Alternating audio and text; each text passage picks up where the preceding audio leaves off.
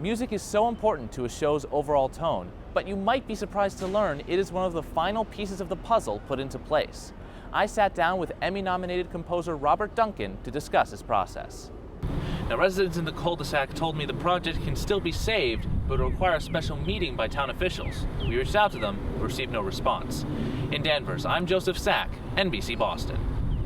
This is the second time in 15 years that the MBTA has canceled late-night service, and the Federal Transit Administration is not too happy about how they've done it. Has anyone ever heard this book before? No. You read it before? Mayor Marty Walsh couldn't help but join in. He spends today reading to first graders. The cat or the dog? The kitten or the pup? Oh boy, it's something to make up your mind.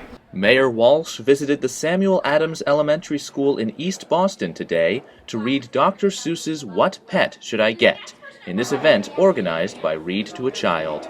I took one fast look. I saw a fine dog who shook hands. So we shook. So I said, I want him. But then Kay saw a cat. She gave it a pat. And she said, I want that.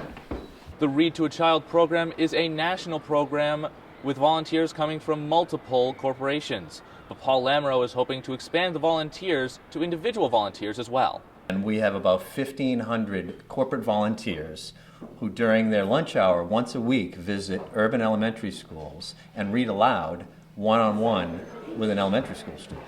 I think the volunteers get as much out of it as the kids do. I myself read to a girl at a school in Dorchester on Fridays, and it's the highlight of my week.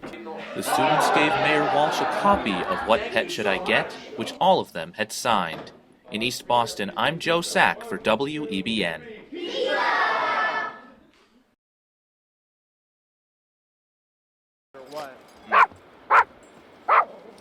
Come rain, sleet, or snow, it's still a dog's world on the Boston Common. Dogs love the snow, so they love horsing around in it. The hardest part is getting around with all the chemicals they use to treat the sidewalks and the streets, and also snow falling off of roofs around Beacon Hill we have to be careful of. Otherwise, it's a blast. Stephen Watson has been a dog walker for several years, and he knows despite the temperature, dogs can still have a good time outdoors. The dogs are moving the whole time, so they create their own warmth.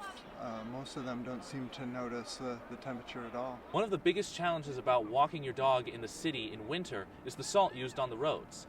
That salt can hurt a dog's feet, so it's recommended that dog owners protect their paws. A lot of the parents have little booties for them. They're either like Velcro or little balloons that you put on their feet. So that's a big one to be careful for. And if it's just too cold and it'll put the dog in danger, I'll take them outside to go to the bathroom and we'll hang out inside and play with their toys and keep them company while mom and dad are at work. Besides booties to keep their paws safe, dog owners use jackets and sometimes hats to protect their pooches from the cold. On the Boston Common, I'm Joseph Sack for WEBN.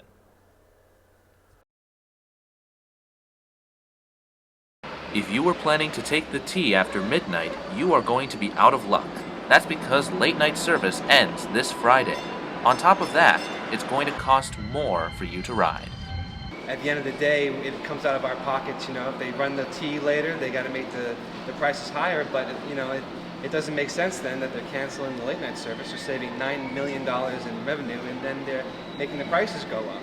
The end of late-night service is not the only big change coming to the MBTA. Starting in July, a fare hike of about 9.2% will take effect. This is also not going over well with commuters.